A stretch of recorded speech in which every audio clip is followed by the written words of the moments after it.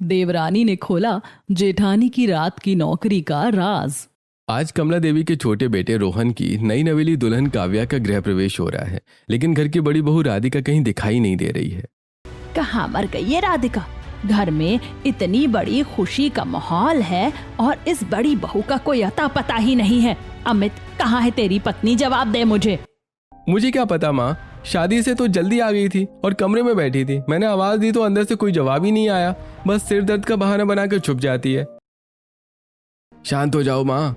भाई प्लीज गुस्सा मत करो, मेहमान देख रहे हैं, भाभी यही कहीं होगी, आ जाएंगी, आप रस्म शुरू करो ना। मेरे नई ससुराल सब कितने अजीब हैं। गृह प्रवेश के इतने बड़े मौके पर भी इस घर की बड़ी बहू गायब है। और अमित भैया इतने चिढ़े हुए क्यों हैं? माँ जी का गुस्सा तो आसमान पर है। चलिए काव्या बेटा, अपना दाहिना पैर आगे बढ़ाओ और इस चावल के कलश को धीरे से गिराकर अंदर आओ। काव्या मुस्कुराती हुए कलश को पैर से गिराती है। जैसे वो आलता के थाल में पैर रखती है, अचानक पूरे घर की लाइट्स 3-4 बार तेजी से टिमटिमाती है। हे भगवान, गृह प्रवेश के वक्त लाइट को क्या हो गया? कौन सा अपशगुन है? मुझे तो पूरा यकीन है कि ये उस बड़ी वाली राधिका का ही काम है। जब से इस घर में आई है कोई ना कोई खुरापात करती रहती है। हाँ माँ, भाभी तो अजीब है ही। पता नहीं रात रात भर अपने कमरे में क्या करती है, सोती भी है या नहीं, भगवान जाने। तभी अचानक बड़ी बहू राधिका सीढ़ियों से नीचे उतर रही है। उसके बाल थोड़े बिखरे हुए हैं। ये है राधिका भाभी। इनके चेहरे पर इतना तनाव क्यों है और इनके हाथों की उंगलियों पर ये नीले रंग के केमिकल जैसे धब्बे कैसे हैं? अरे रोहन, काव्या, खुश रहो, आओ अंदर आओ। बधाई की बच्ची, कहाँ थी तू इतनी देर से? तेरी देवरानी का गृह प्रवेश हो गया और तू अब अपनी महारानी की गुफा से बाहर निकल रही है। क्या कर रही थी कमरे में? माँ जी, मैंने अमित को सुबह ही बताया था कि मेरे सिर में बहुत तेज दर्द है। मैं बस अंदर आराम कर रही थी। सो रही थी? राधिका, झूठ बोलने की भी एक हद होती है। मैं अभी 5 मिनट पहले तुम्हारी कमरे का चक्कर लगा कर आया हूँ। तुम कमरे में थी ही नहीं, तो फिर तुम अचानक सीढ़ियों से कैसे उतर रही हो? क्या कोई जादू जानती हो जो दीवारों के आर पार चली जाती हो? अमित, तुमने ठीक से नहीं देखा होगा, मैं अंदर वॉशरूम में थी। चलो तुम लोग अंदर बैठो, मैं काव्या के लिए शरबत और दूध बनाकर लाती हूँ। रहने दे, तेरे हाथ का दूध अगर मेरी छोटी बहू पिएगी ना तो वो भी तेरे जैसी ही चिड़चिड़ी और पागल हो जाएगी। तू जा अपने कमरे में वापस जा। काव्या बेटा, तुम अंदर आओ, इसकी तो आदत ही यही है। पता नहीं कौन सी रात की नौकरी करती है ये औरत, दिन भर कमरे में बंद, रात को गायब। आज तक इस घर में किसी को नहीं पता चला कि इसकी क्या नौकरी है, क्या सैलरी है। पूछो तो लड़ने लगती है। राधिका बिना कुछ बोले अपने कमरे की तरफ चली जाती है। अगले दिन घर के सभी लोग लिविंग रूम में बैठे चाय पी रहे हैं। काव्या रसोई से निकलकर चारों तरफ देखती है, लेकिन राधिका कहीं दिखाई नहीं देती। माँ जी, अमित भैया, वो राधिका भाभी कहाँ है? सुबह से दिखाई नहीं दी। क्या उनकी तबीयत अभी भी खराब है? अरे बहू, उसका नाम मत लो सुबह सुबह। वो तो आधी पागल है, पता नहीं क्या करती रहती है, पूरे दिन कमरे में घुसी रहती है। भाभी, राधिका भाभी तो इस घर की मिस्ट्री वुमेन है। उनका एक पैर हमेशा कमरे के अंदर और एक कमरे के बाहर रहता है। माँ जी, वो मेरी जेठानी है। गृह प्रवेश के दिन भी उनसे अच्छे से बात नहीं कर पाई। मैं जरा उनके कमरे में जाकर उन्हें नाश्ते के लिए बुला लाती हूँ। अरे रहने दे बहू, मत जा, वो तेरे ऊपर भी चिल्ला देगी। बहुत चिड़चिड़ी और बदतमीज औरत है वो। नहीं माँ जी, मैं मिलकर आती हूँ, आखिर वो बड़ी हैं। काव्या सीढ़ियां चढ़कर राधिका के कमरे के बाहर पहुंचती है। दरवाजा पूरी तरह बंद है। काव्या धीरे से दरवाजा खटखटाती है। राधिका दीदी, ओ राधिका दीदी, मैं काव्या, जरा दरवाजा खोलिए ना। क्या है? कौन है बाहर? मैंने 100 बार मना किया है ना कि जब मैं अपने कमरे में हूँ तो मेरे कमरे के पास ज्यादा किचकिच मत किया करो। मुझे शांति चाहिए, जाओ यहाँ से। भाभी, मैं तो बस। अचानक दरवाजा झटके से खुलता है। राधिका सामने खड़ी है, उसकी आंखें लाल हैं, जैसे वो रात भर सोई न हो। वो काव्या को घूर कर देखती है। हाँ बोलो काव्या, तुम्हें जरा सा भी सुकून नहीं है क्या? मैं थोड़ी देर अपने कमरे में आराम कर रही थी और तुम यहाँ आ गई। तुम्हारी माँ ने तुम्हें बड़ों के कमरे में बिना इजाजत आना नहीं सिखाया? कुछ बनाया है खाने में या सिर्फ यहाँ परेशान करने आई हो? भाभी, हाँ नाश्ता बन गया है। मैं तो बस आपकी पसंद पूछने आई थी कि आप क्या खाएंगी। मैं कुछ भी खा लेती हूँ या नहीं भी खाती, तो तुम्हें परेशान होने की जरूरत नहीं है। जाओ अब अपना काम करो और मुझे डिस्टर्ब मत करना। राधिका धड़ाम से काव्या के मुंह पर दरवाजा बंद कर देती है। काव्या अपना मुंह लटकाए नीचे लिविंग रूम में वापस आती है। देखा, मैंने बोला था ना मत जाओ। वो ऐसी ही है, छिड़ी हुई पागल। जब देखो तब लोगों पर ऐसे चिल्लाती रहती है जैसे हम उसके नौकर हो। माँ, मैं तो तंग आ चुका हूँ। इस औरत का ड्रामा रोज का हो गया है। बस ये घर इसके दादाजी का दिया हुआ है, इसी एहसान के तले हम दबे हुए हैं, वरना मैं तो इसे कब का छोड़ चुका होता। भाभी ऊपर से इतनी सख्त और गुस्से वाली दिख रही है, लेकिन उनकी आंखों में गुस्सा नहीं बल्कि कुछ और था। वो कुछ छुपा रही है। मुझे देखना होगा कि उनकी इस रात की नौकरी का सच क्या है। शादी को 3 दिन बीत चुके हैं। काव्या पूरे घर में घुल मिल गई है। पड़ोस के लोग भी आते हैं और राधिका की बुराई करते हैं।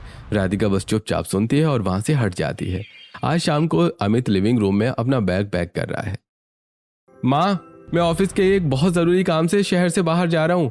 एक बड़ी इमरजेंसी आ गई है, इसलिए आज रात की फ्लाइट से निकलना पड़ रहा है। 2-3 दिन लग जाएंगे। लो बेटा, तू जा रहा है। अब तो राधिका बिल्कुल भी कमरे के बाहर नहीं दिखाई देगी। तेरे डर से थोड़ा बहुत बाहर आ भी जाती थी। अब तो महारानी अपनी गुफा में ही बंद रहेंगी। माँ जी, आप भाभी के बारे में हमेशा ऐसा क्यों बोलती हैं? हो सकता है उनकी तबीयत सच में बहुत खराब रहती हो। अरे बेटा काव्या, तू अभी नहीं है, तुझे नहीं पता। हम झेल रहे हैं उसे पिछले 2 साल से। जब से शादी करके आई है हम इसे बर्दाश्त कर रहे हैं। ना किसी से बात करना, ना घुलना मिलना। रात के 12:30 हो चुके हैं। पूरे घर में अंधेरा है, सब सो रहे हैं। काव्या को प्यास लगती है और वो रसोई से पानी लेने के लिए अपने कमरे से बाहर निकलती है। जैसे वो राधिका के कमरे के पास से गुजरती है, उसे अंदर से कुछ अजीब आवाजें सुनाई देती हैं। ये रात के 12:30 बजे भाभी के कमरे से कैसी अजीब सी बीप बीप की आवाज आ रही है। काव्या दरवाजे पर अपना कान बिल्कुल सटा देती है। अंदर से राधिका के सुबकने और रोने की आवाज आ रही है। वो किसी से बहुत दबी आवाज में बात कर रही है। पापा, ओ पापा, आप कहाँ हैं? मुझे पता है उस गद्दार ने आपको छुपा कर रखा। मैं हार नहीं मानूंगी पापा। मैं उस प्रोजेक्ट कवच को फेल नहीं होने दूंगी, चाहे मेरी जान ही क्यों ना चली जाए। बस थोड़ा सा डेटा और मिल जाए। क्या पापा, प्रोजेक्ट कवच गद्दार? ये भाभी क्या बोल रही हैं?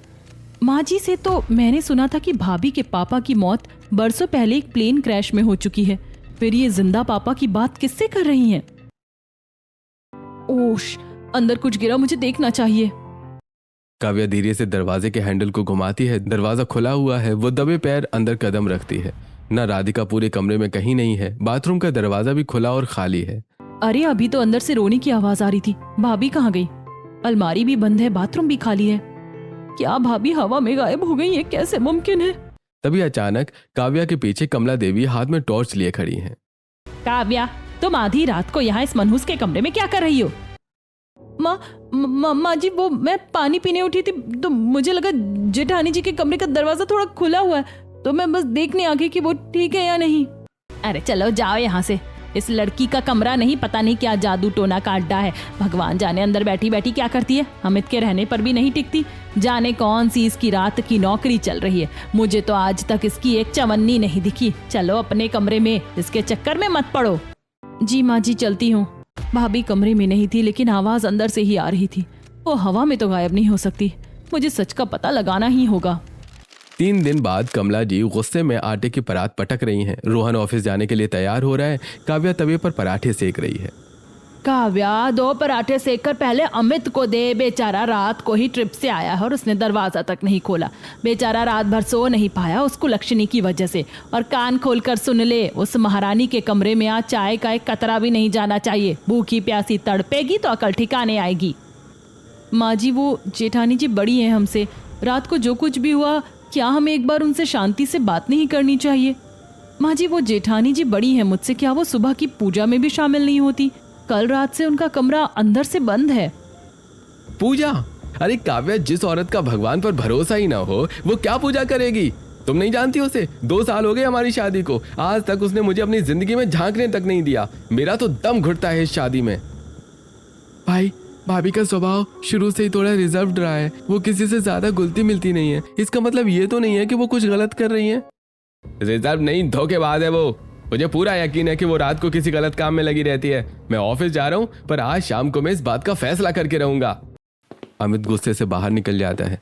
काव्या एक प्लेट में नाश्ता और चाय रखती है और राधिका के कमरे की तरफ बढ़ने लगती है। काव्या, रुक जाओ। मैंने मना किया था ना, तुम उस चुड़ैल के पास नहीं जाओगी। माँ जी, वो इस घर की बड़ी बहू हैं। अगर वो हमसे दूर भाग रही हैं तो शायद उन्हें हमारी नफरत का डर है। मैं बस चाय देकर आती हूँ, बात नहीं करूंगी।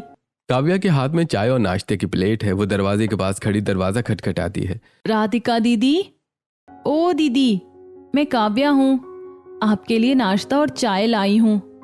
माँ जी भले ही गुस्सा थी, पर आप सुबह से भूखी हैं। प्लीज दरवाजा खोलिए ना। कमरे के अंदर से कोई जवाब नहीं आता। काव्या धीरे से दरवाजे के हैंडल को घुमाती है, दरवाजा खुल जाता है। काव्या कमरे के अंदर आती है और आधे घंटे बाद वापस चुपचाप प्लेट लेकर नीचे रसोई की तरफ बढ़ जाती है। देख लिया अपनी जेठानी का रंग, मुंह पर दरवाजा बंद कर दिया ना, या अंदर बैठकर कोई नया टोना टोटका कर रही है वो महारानी। नहीं माँ जी, ऐसी कोई बात नहीं है। दीदी अंदर ही थी, वो बहुत थक गई थी इसीलिए आराम कर रही हैं। आप प्लीज उन पर गुस्सा मत कीजिए। अरे 4 दिन की आई दुल्हन अपनी जेठानी की वकालत कर रही है। तू नहीं जानती बहू, बहुत शातिर है वो। उसी शाम अमित ऑफिस से वापस आ चुका है। वो अपनी जेब से एक मुड़ा हुआ कानूनी कागज निकालता है और टेबल पर जोर से पटकता है। बहुत हुआ माँ, बहुत हुआ पापा, अब पानी सिर से ऊपर जा चुका है। आज मैं इस औरत का तमाशा हमेशा के लिए खत्म कर दूंगा। राशि, जाओ और उस कुलक्षणी को उसके कमरे से घसीट कर बाहर ला। अरे अमित बेटा, शांत हो जाओ, इतना गुस्सा ठीक नहीं है। बहू से एक बार ठंडे दिमाग से बात तो करो। आप चुप रहिए जी, हमेशा उसकी तरफदारी करते हैं। 2 साल से हम इस लड़की की बदतमीजियां झेल रहे हैं। ना कोई ढंग की नौकरी का पता, ना पैसों का। दिन भर कमरे में ताला और रात भर गायब। अमित बेटा तो सही कर रहा है। ऐसी रहस्यमयी औरत को इस खानदान की बहू बने रहने का कोई हक नहीं। हम तो सिर्फ इसके दादाजी के दिए इस मकान के एहसान के तले दबे हुए हैं, वरना इसे कब का निकाल देते। हाँ पापा, भाई सही कह रहे हैं। ऐसी औरत के चक्कर में हमारे पूरे खानदान की तूतू हो जाएगी समाज में। तभी सीढ़ियों से राधिका धीरे धीरे नीचे उतरती है। उसका चेहरा बिल्कुल पीला पड़ा हुआ है, आंखें सूजी हैं। रसोई से काव्या भी बाहर आकर दूर खड़ी हो जाती है। आ गई तुम? राधिका, ये डिवोर्स पेपर्स हैं, इस पर अभी के अभी साइन करो और मेरे घर से दफा हो जाओ। मुझे तुम्हारी जैसी धोखेबाज और रात को गायब होने वाली बदचलन औरत की इस घर में कोई जरूरत नहीं है। अमित, तुम मुझ पर इतना बड़ा और घटिया इल्जाम नहीं लगा सकते। मैं तुम्हें धोखा नहीं दे रही हूँ, बस कुछ मजबूरियां हैं जो मैं बता नहीं सकती। मजबूरियां? कौन सी मजबूरी? रात के 12 बजे शुरू होती है। अरे शर्म नहीं आती? सीधे सीधे बोल कि तेरी रात की नौकरी का असली राज क्या है। बाहर किसके साथ चक्कर चल रहा है तेरा? जैसे ही अमित राधिका का हाथ पकड़कर कागज थमाने की कोशिश करता है, काव्या राधिका के आगे खड़ी हो जाती है। बस कीजिए अमित भैया, अपनी जुबान को यहीं लगाम दीजिए। अगर एक शब्द भी मेरी जेठानी के खिलाफ इस घर में किसी ने भी बोला तो मुझसे बुरा कोई नहीं होगा। काव्या, तुम पागल हो गई हो क्या? तुम इस औरत का पक्ष ले रही हो जो रोज रात को इस घर की इज्जत नीलाम करने बाहर जाती है। रोहन, समझा अपनी पत्नी को। काव्या, तुम भाई के वापसी मामले में क्यों पड़ रही हो? क्योंकि आप सब दीदी पर सरासर झूठा लांछन लगा रहे हैं। आप कह रहे हैं ना कि कल रात दीदी कमरे में नहीं थी और गायब थी। मैं कहती हूँ कि दीदी कल रात अपने कमरे में ही थी। क्या बक रही है काव्या? मैंने खुद टॉर्च लेकर देखा था, कमरा खाली था। माँ जी, आपने ठीक से नहीं देखा। कल रात मेरी तबीयत बहुत खराब थी, मुझे उल्टियाँ हो रही थी। मैंने ही राधिका दीदी को आवाज देकर अपने पास बुलाया था। दीदी रात भर मेरे सिर पर ठंडे पानी की पट्टियां रख रही थी और मेरा ख्याल रख रही थी। उनका फोन साइलेंट पर था, इसीलिए अमित भैया का फोन नहीं उठा पाई। क्या बीमार देवरानी की सेवा करना गुनाह है? काव्या ये क्या कह रही है? ये झूठ क्यों बोल रही है? इसे तो कल रात के बारे में कुछ पता भी नहीं है, फिर ये मुझे क्यों बचा रही है? आज काव्या तुम्हें बचा रही है, लेकिन राधिका याद रखना, मैं चुप नहीं बैठूंगा। अमित गुस्से में बाहर निकल जाता है। कमला देवी और राशि भी बड़बड़ाते हुए चली जाती हैं। लिविंग रूम में सिर्फ राधिका और काव्या बचती है। राधिका काव्या को एक रहस्यमयी नजर से देखती है। रात के 11 बज जाते हैं, पूरे घर में अंधेरा है, सब सो चुके हैं। तभी राधिका दबे पांव अपने कमरे से बाहर निकलती है। तभी पीछे से काव्या आकर उसका हाथ पकड़ लेती है। काव्या, तुम इस वक्त जाग रही हो और सुबह तुमने सबके सामने वो झूठ क्यों बोला? तुम चाहती क्या हो मुझसे? दीदी, मैंने सुबह जो कुछ भी किया वो इसलिए क्योंकि मुझे पता है कि आपकी रात की नौकरी कोई बदचलनी नहीं है। मैं आपके साथ चलना चाहती हूँ। तुम पागल हो गई हो काव्या। तुम घर में रहो। जहाँ मैं जा रही हूँ वो कोई घरेलू खेल नहीं है। वहाँ मौत का खतरा है। अगर हम दोनों गायब मिली तो घर में भूचाल आ जाएगा। तुम तुरंत अपने कमरे में जाओ। घर की चिंता आप मत कीजिए दीदी। मैंने माँ जी, राशि और रोहन के रात के दूध में हल्की सी नींद की दवा मिला दी है। वो सुबह 8 बजे से पहले नहीं उठेंगे। हमारे पास 3-4 घंटे हैं। मुझे अपने साथ ले चलिए, वरना मैं अभी सबको जगा दूंगी। ठीक है, तुम बहुत बड़ी जिद कर रही हो। मेरी पिछली खिड़की के रास्ते एक सीक्रेट रास्ता बाहर जाता है, वहीं से निकलेंगे। लेकिन जो मैं कहूंगी सिर्फ वही करोगी। दोनों देवरानी जेठानी पीछे के रास्ते से निकल जाती हैं और शहर से 50 किलोमीटर दूर कालका घाटी की एक बंद केमिकल फैक्ट्री के बाहर राधिका और काव्या अपनी बाइक रोकती हैं। फैक्ट्री के चारों तरफ हथियारों से लैस गुंडे पहरा दे रहे हैं। मशीनों के चलने की भारी आवाजें आ रही हैं। दीदी, सामने 2 गुंडे खड़े हैं, उनके हाथ में 2 बंदूकें हैं। हम अंदर कैसे जाएंगे? घबराओ मत, मेरे पास इलेक्ट्रोमैग्नेटिक पल्स पेन है। ये कुछ सेकंड के लिए उनके हथियारों के इलेक्ट्रॉनिक सिस्टम और वहां के कैमरों को जाम कर देगा। जैसे ही मैं लाइट बंद करूं तुम मेरे पीछे भागना। वाह, दीदी तो सच में कृष की तरह काम कर रही है। राधिका फुर्ती से आगे बढ़ती है और मार्शल आर्ट्स के 2 तगड़े शॉट्स मारकर दोनों गार्ड्स को बिना आवाज किए बेहोश कर देती है। क्या बात है दीदी, आपने तो इन्हें पलक झपकते ही सुला दिया। चलो अंदर चलो, हमारे पास सिर्फ 20 मिनट है। दोनों फैक्ट्री में घुसती हैं। वहां कांच के बड़े बड़े कैबिन होते हैं। एक कैबिन के अंदर एक बुजुर्ग व्यक्ति कुर्सी से बंधा हुआ है। उसके सिर पर कई तरह के तार लगे हैं। उनके सामने एक दुबला पतला क्रूर दिखने वाला शख्स खड़ा है। दीदी देखो, वो रहे पापा, लेकिन उनके साथ जो खड़ा है वो कबीर है क्या? राधिका अपने पिता को इस हालत में देखकर तड़प उठती है। वो कांच के कैबिन के पास पहुंचती है। कबीर इस वक्त किसी दूसरे कमरे में कोई फाइल लेने गया है। राधिका धीरे से दरवाजा खोलकर अंदर घुसती है। पापा, पापा आंखें खोलिए, मैं आ गई हूँ आपकी राधिका। राधिका, तुम? अरे बेटी, तुम यहाँ क्यों आई? ये मौत का कुआं है, कबीर तुम्हें मार डालेगा। मैं आपको यहाँ मरने के लिए नहीं छोड़ सकती पापा, चलिए मेरे साथ। नहीं बेटी, देर हो चुकी है। कबीर ने मेरे दिमाग का डेटा स्कैन कर लिया है। उसने प्रोजेक्ट प्रलय की एक्टिवेशन की हासिल कर ली है। वो बम कल सुबह ही एक्टिवेट होने वाला है। उसने तारीख बदल दी है। दीदी भागो, कबीर वापस आ रहा है, उसके साथ 10 और गुंडे हैं। तभी अचानक पूरे हॉल में सायरन बजने लगता है। केबिन का दरवाजा धड़ाम से बंद हो जाता है। राधिका अंदर बंद हो जाती है और काव्या बाहर रह जाती है। सामने से डॉक्टर कबीर अपने हाथ में एक रिमोट लिए हंसते हुए एंट्री करता है। डॉक्टर राधिका शर्मा, मुझे पता था कि तुम अपनी चूहे जैसी मान से निकलकर यहाँ जरूर आओगी। डॉक्टर वीरेंद्र, देखिए आपकी प्यारी बेटी खुद अपनी मौत के वारंट पर दस्तखत करने आई है। कबीर, तुम एक गद्दार हो। इस देश के करोड़ों मासूम लोगों की जान लेकर तुम्हें क्या मिलेगा? सरकार तुम्हें जिंदा नहीं छोड़ेगी। सरकार? अरे जब तक सरकार को पता चलेगा तब तक आधी दुनिया साफ हो चुकी होगी। और ये जो तुम्हारी छोटी सहेली बाहर खड़ी है ना, इसे क्या लगा था कि ये मेरी फैक्ट्री में इतनी आसानी से घुस जाएगी? मैंने ही फ्रीक्वेंसी का जाल बिछाया था ताकि तुम यहाँ आओ, क्योंकि प्रोजेक्ट प्रलय को पूरी तरह लॉन्च करने के लिए मुझे तुम्हारे शरीर में लगी उस बायो चिप का आखिरी कोड चाहिए। एक गद्दार साइंटिस्ट, अपनी बकवास बंद कर। तूने अभी देवरानी और जेठानी की जोड़ी की ताकत नहीं देखी है। तू हमारी दीदी की बायो चिप को हाथ भी नहीं लगा सकता। अच्छा, बहुत जुबान चलती है तुम्हारी लड़की। पकड़ लो इस लड़की को और राधिका को उस मशीन से जोड़ दो। इसके शरीर से वो चिप निकालो, चाहिए जिंदा बचे या मर जाए। कबीर का आदेश पाते ही 4 खूंखार गुंडे काव्या की तरफ लपकते हैं। काव्या भागो यहाँ से, इन लोगों के पास हथियार हैं। काव्या! अब कोई नहीं भाग सकता। इस नादान लड़की को तो मेरे गुंडे मसल कर रख देंगे। ओए गद्दार साइंटिस्ट, अपनी इस जेठानी को कमजोर समझने की भूल मत करना, और मुझे तो बिल्कुल भी नहीं। जैसे ही पहला गुंडा काव्या को पकड़ने आता है, काव्या लेजर टॉर्च की तेज रोशनी उसकी आंखों पर मारती है। गुंडा चीखते हुए अपनी आंखें पकड़ लेता है। काव्या फुर्ती से नीचे झुकती है, गुंडे के पैर फंसाकर उसे फर्श पर गिराती है और उसकी कमर से पिस्तौल निकाल लेती है। अरे मेरी आंखें, इस लड़की ने मेरी आंखों में कुछ मार दिया। पीछे हटो सबके सब, वरना पहली गोली इस गद्दार के सिर के आर पार होगी। कबीर, अपनी इस मशीन को बंद कर और मेरी दीदी और पापा को बाहर निकाल। वाह, छोटी तो बड़ी खतरनाक निकली, लेकिन तुम भूल रही हो लड़की, तुम एक अनाड़ी हो। कबीर धीरे से अपने रिमोट का एक बटन दबाता है। राधिका के केबिन के अंदर छत से नीले रंग की जहरीली गैस निकलने लगती है। डॉक्टर वीरेंद्र और राधिका खांसने लगते हैं।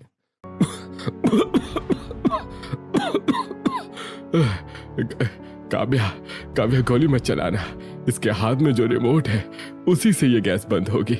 राधिका की बायो चिप। काव्या घबराओ मत, मेरी घड़ी का नीला बटन दबाओ। दीदी की घड़ी का नीला बटन, लेकिन दीदी तो अंदर बंद है।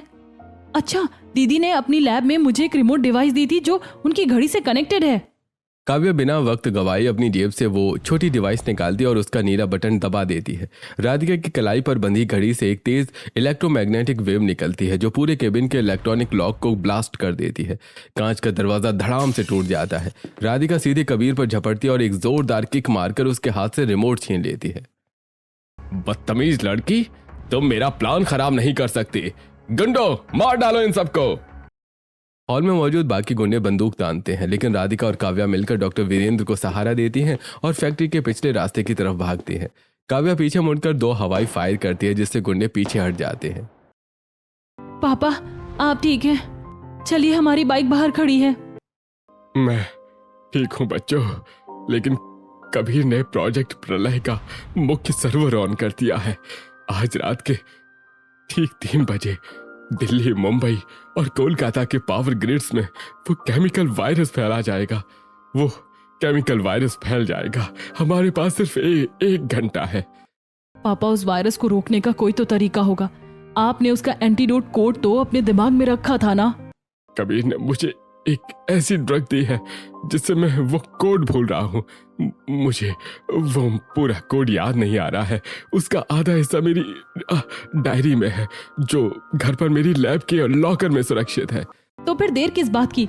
दीदी बाइक स्टार्ट कीजिए, हमें 3 बजे से पहले घर पहुंचना होगा और पूरी दुनिया को बचाना होगा।